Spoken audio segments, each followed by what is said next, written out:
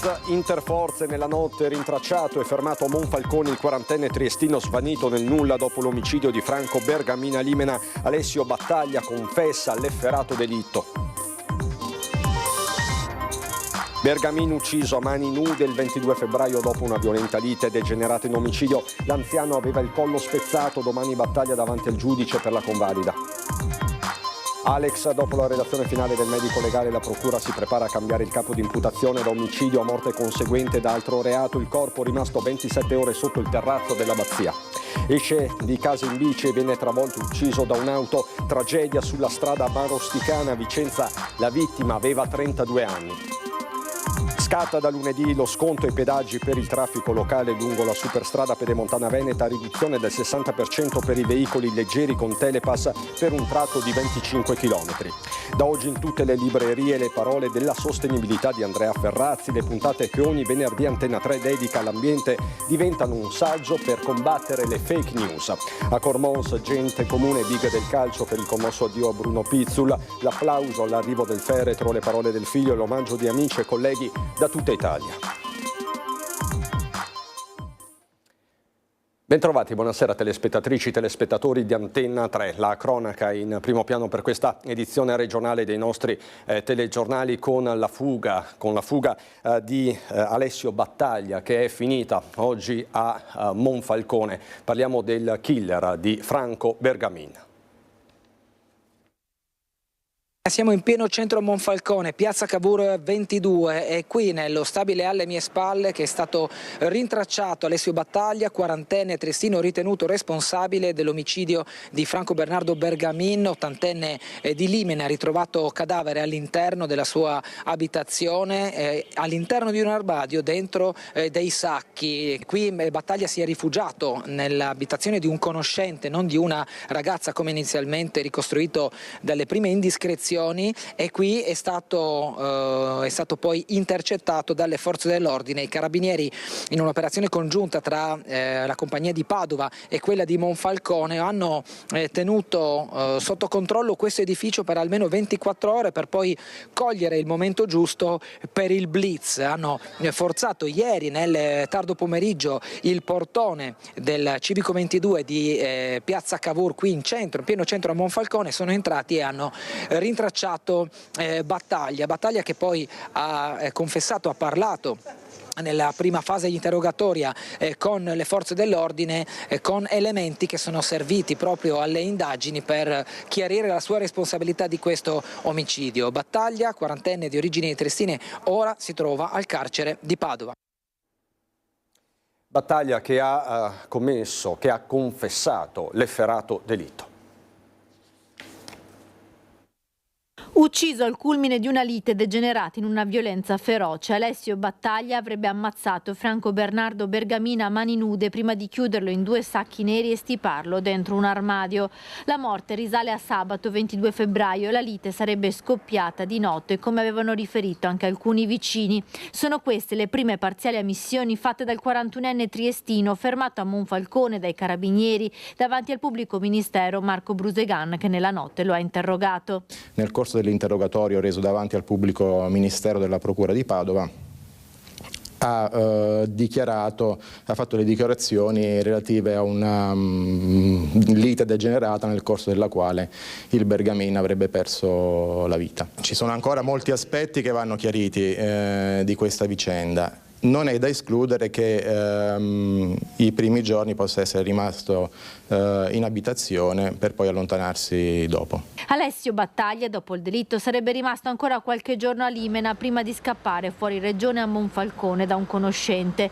Il 41enne è stato sottoposto a fermo per omicidio volontario, ma è accusato anche di occultamento di cadavere. È evidente che anche la collocazione di diversi profumatori d'ambiente in giro per la casa puntasse, a dissimulare verificare la presenza di questo corpo per più tempo possibile. Dall'autopsia e dalla TAC Total Body effettuata sui resti decomposti dell'anziano è emerso che Bergamina aveva il collo spezzato. Ulteriori esami chiariranno come è avvenuto, se è effetto della lite o della posizione in cui è stato nascosto nell'armadio.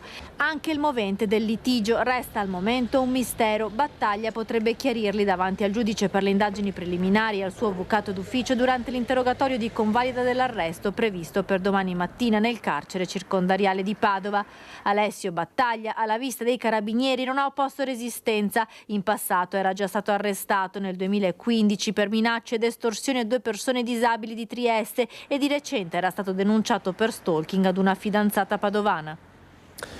Il caso di Alex Marangon è stata depositata la relazione conclusiva del medico legale, è stata depositata presso la Procura della Repubblica di Treviso con il procuratore capo Martani, che è pronto a cambiare il capo di imputazione del fascicolo d'indagine, non più omicidio volontario ma morte conseguente da altro reato. Insomma, si chiarisce la dinamica ma restano ignote le cause della caduta. Le conclusioni sono che è morto a seguito della precipitazione dal terrazzo dell'abbazia, è precipitato per una quindicina di metri con impatto sul gretto del Piave, che in quel punto è roccioso, quindi su una superficie rigida. C'è stato un imponente trauma cranico con fratture, causa sufficiente della morte. Non ci sarebbero più dubbi sulla dinamica che ha portato alla morte di Alex Marangon, il 25enne di Marcon scomparso dall'abbazia di Vidor, dove si trovava per un rito sciamanico nella notte tra il 29 e il 30 giugno scorsi, per poi essere ritrovato senza vita il 2 luglio su un isolotto nel Piave, qualche chilometro più a valle. A emergere ora anche il fatto che il 1 luglio alle 5 del mattino, a 27 ore circa dalla sparizione, il corpo del giovane si trovasse ancora nel posto in cui sarebbe precipitato, quindi a fior d'acqua sotto la terrazza dell'abbazia. A rivelarlo ex post le immagini di un drone. È strano che non sia stato invece rilevato dai vigili del fuoco, che si erano immersi e avevano perlustrato di persona quella zona nel pomeriggio della domenica. Ma questo insomma è un dato di fatto che lunedì mattina è stato rilevato dal drone. Non c'è motivo di pensare che possa essersi immerso nelle acque del Piave in un punto diverso, perché era a piedi nudi e i piedi non presentano nessuna ferita, nessuna lacerazione. Altre lesioni invece, conferma la relazione conclusiva dell'anatomopatologo Alberto Furlanetto, sarebbero compatibili con l'impatto contro la vegetazione. Si esclude quindi il coinvolgimento diretto di terzi. Le parole del procuratore capo sono precise. Una di queste ferite, di queste lesioni, non quelle mortali, potrebbero essere anche in astratto, potrebbero essere ricollegate a una colluttazione, ad un'aggressione, ma tutti gli altri dati non confermano questa ipotesi, perché intanto non ci sono chiare lesioni da difesa. Non ci sono chiare lesioni da difesa e anche le testimonianze raccolte non fanno pensare ad alcun tipo di aggressione. A questo punto sembra scemare l'ipotesi di reato principale, quella dell'omicidio volontario. Al momento, se dovessimo chiudere oggi, questa ipotesi non trova conferme. L'omicidio volontario in questo momento non trova conferme. Il quadro delle indagini non è ancora completo, perché manca un elemento molto importante, che è la consulenza tossicologica, che ci dovrà dire se e quali sostanze psicoattive Alex aveva assunto, e quindi quale può essere stato l'effetto di queste sostanze sul comportamento di Alex. Da qui la possibile derubricazione del capo di imputazione da omicidio a morte conseguente da altro reato. Nello specifico reato di cessione di sostanze stupefacenti o psicotrope. In quel caso si dovrebbe accertare chi ha ceduto queste sostanze a Alex. Lo stesso Martani crede poco al gesto estremo, perlomeno fatto con consapevolezza. Non ci sono evidenze per cui avesse dei motivi al suicidio. Ci sono ancora vari aspetti da chiarire, le indagini non sono ancora complete e chiuse. Tragedia nel pomeriggio ad Ania, siamo in provincia di Padova, infortunio mortale in via Mure presso la ditta agraria Tokyo. Un 27enne, figlio del titolare di una ditta esterna del Trevigiano, è rimasto folgorato mentre stava effettuando lavori di manutenzione. Avrebbe toccato i fili dell'alta tensione mentre stava montando una tensostruttura. Sul posto è intervenuta la stazione dei carabinieri di Ania, personale Spisa al Conselve, su M118 i vigili del fuoco di Piove di Sacco. Incidente mortale lungo la strada Amarosticana a Vicenza, perdere la vita un uomo di 32 anni.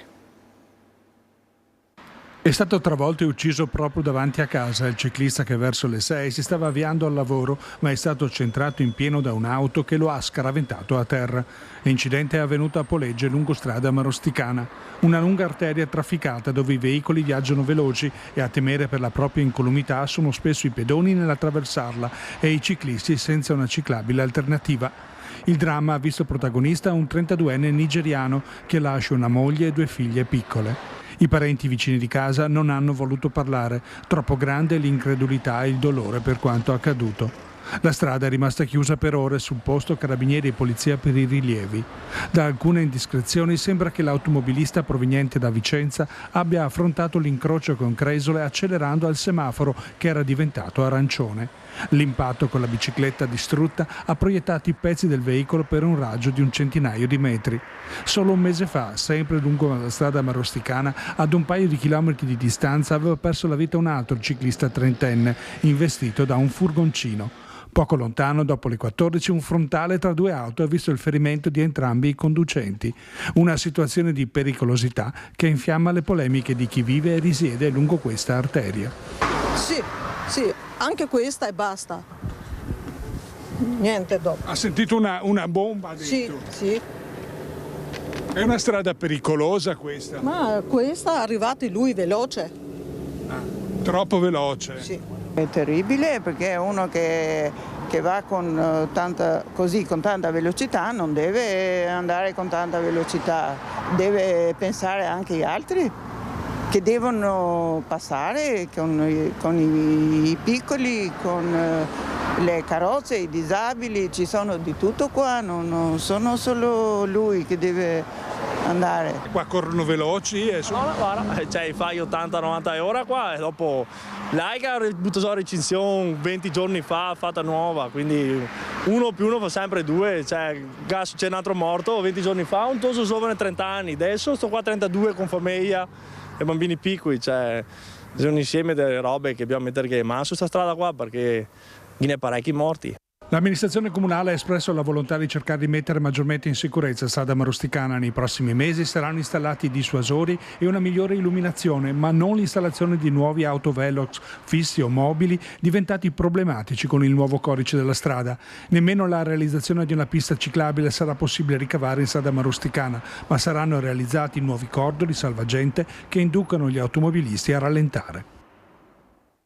Sono stati condannati a 6 anni di reclusione ciascuno dalla Corte d'Assise di Rovigo i 3 giovani polesani che il 31 marzo 2023 fecero esplodere un ordigno sul portone di un residence ad Adria dove erano ospitati alcuni immigrati. L'esplosione dell'ordigno, composto da una miscela di tipo pirotecnico, causò la rottura dei vetri del piano terra e delle finestre del piano ammezzato, distruggendo completamente l'androne, le 3 porte e le porte di 3 di 6 appartamenti, mettendo a rischio la vita dei condomini, tra cui dei bambini. Per fortuna non vi fu alcuna vittima.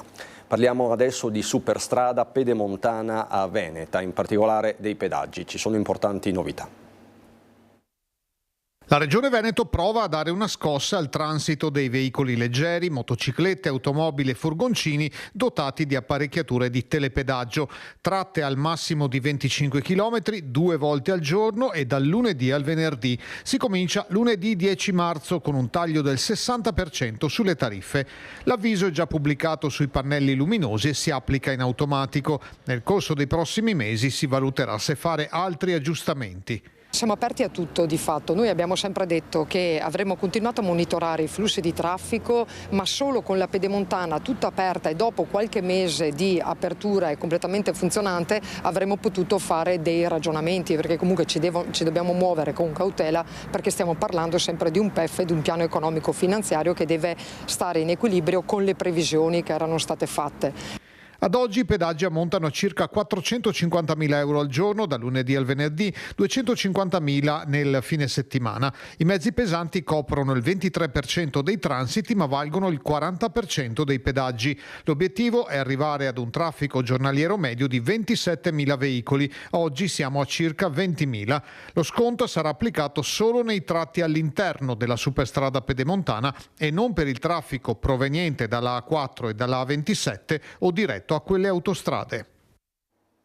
E il PD regionale va all'attacco, più che gettare il cuore oltre l'ostacolo. Zaia e De Berti dovrebbero gettare la maschera e iniziare a dire la verità ai veneti. Le parole oggi del capogruppo dei Dem in regione Vanessa Camani, perché può anche starci l'introduzione di una scontistica che teoricamente va a favorire gli spostamenti dei lavoratori, ma se questa operazione viene fatta senza avere la dimensione di quanto vale, come ha candidamente ammesso lo stesso presidente Zaia, allora non ci siamo. Abbiamo già sborsato 51 milioni di euro per i primi 12 mesi, direi che sarebbe ora di smettere di fare televendite e cominciare a fare un po' di conti. Così Camani su queste novità che riguardano la pedemontana veneta.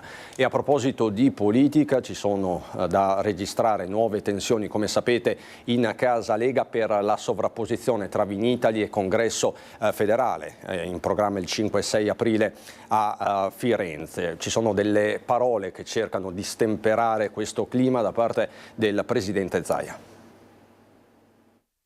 Presidente, alla data 6 aprile nella sua agenda c'è Firenze o Verona?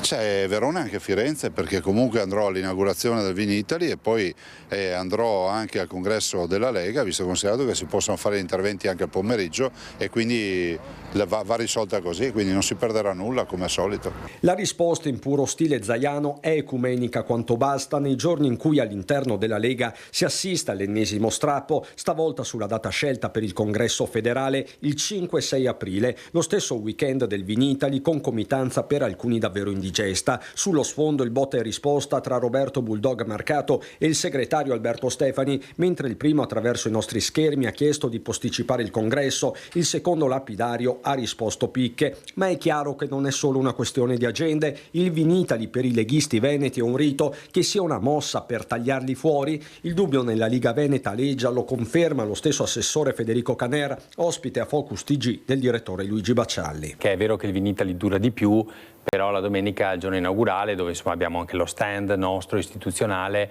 è ovvio che per qualcuno di noi è un problema. Dopodiché, direttore, io francamente non è che penso che come a dietrologie varie come qualcuno auspica, non credo sia stata fatta apposta questa cosa qua. Probabilmente anche a Roma non conoscono ovviamente l'agenda nostra. Nessun complottismo, ma forse l'evidenza di un partito troppo romano che non conosce le ritualità venete. Insomma, la forma è sostanza. Bisogna tener conto che il partito ormai è diventato un partito nazionale, infatti non a caso si farà a Firenze questo congresso che tiene conto anche di tutte le persone che arrivano da tutta Italia. Probabilmente la data più congrua era quella, ma l'importante secondo me è che insomma, tengano conto che noi abbiamo anche questo impegno istituzionale.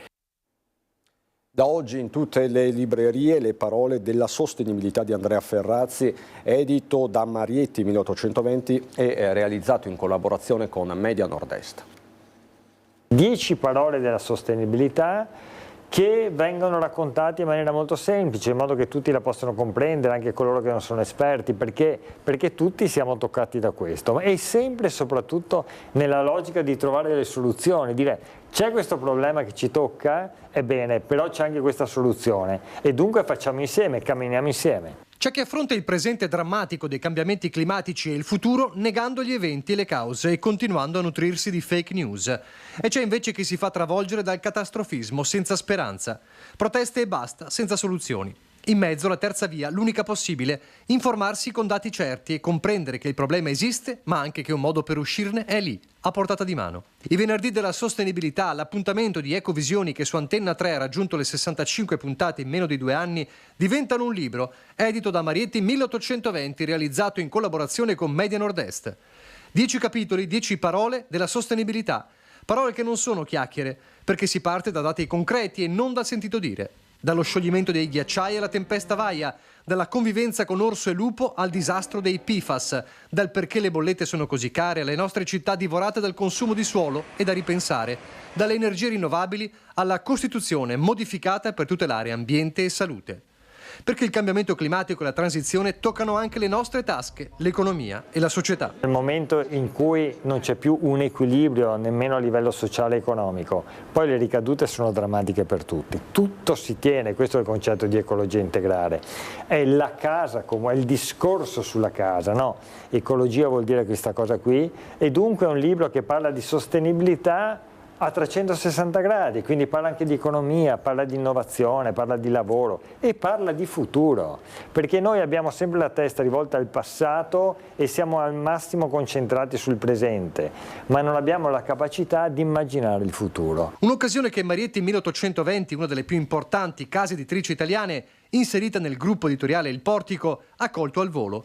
In un'epoca di informazioni sparate a raffica e senza fonti sui social, c'è bisogno di fermarsi e comprendere partendo dai fatti, la stessa missione che anima Media Nord-Est ogni giorno. C'è un'espressione che usa Andrea Ferrazzi, che mi piace molto, quando dice che bisogna trovare un equilibrio fra gli struzzi e gli apocalittici, no? Fra chi mette la testa sotto la sabbia e chi invece fa la previsione apocalittica della fine. Ecco, libri come questo hanno proprio questa finalità.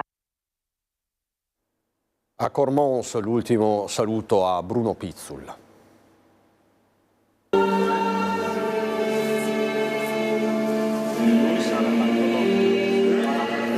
Bruno non è in quella bara, Bruno è nelle nostre menti e nei nostri cuori e nessuno lo porterà mai via da lì. Monsignor Vincenzo Di Mauro, vescovo emerito di Vigevano, ha usato parole di conforto nella sua omelia, rivolgendosi all'inseparabile moglie di Bruno Pizzul, Maria, ai 3 figli e ai nipoti. Attorno alla famiglia si è stretto un gremitissimo duomo a Cormons per l'ultimo saluto alla voce storica della nazionale italiana. Domani sapete che sarebbe stato il compleanno. Sarebbe stato per modo di dire, è il compleanno, ma ha pensato di passarlo bene e meglio al piano delle feste e quindi si presenterà là. Presenti le istituzioni con il presidente del Friuli Venezia Giulia Fedriga, il ministro ai rapporti con il Parlamento Luca Ciriani, il mondo dello sport e del giornalismo, cittadini, vecchi amici. Non potevano mancare gli alpini. Bruno Pizzul era iscritto al gruppo di Medea della sezione di Gorizia. E tutti i frati alpini dal Friuli ti saluti e ti dici è stato molto bello. Mandi. Una cerimonia semplice come Bruno avrebbe voluto, ha detto il figlio Fabio, somiglianza impressionante con il papà nella fisicità e nei modi. Però come famiglia vogliamo dire un grazie, anche se conoscendo mio papà avrebbe detto non sta di monatis, non raccontare troppe storie. Ringraziare tutti quelli che ci sono stati vicini in questi giorni, siamo stati travolti letteralmente dai messaggi di affetto, dai messaggi di condivisione e da tantissime storie che ci hanno raccontato riguardo papà Bruno.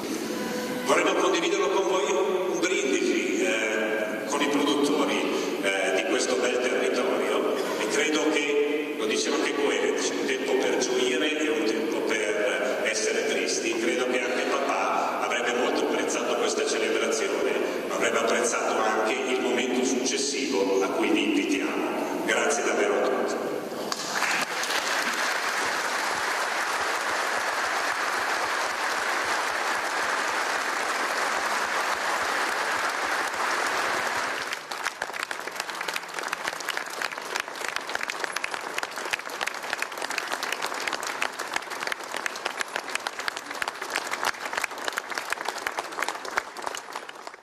È tutto per questa edizione, subito dopo la sigla c'è il meteo, buona serata.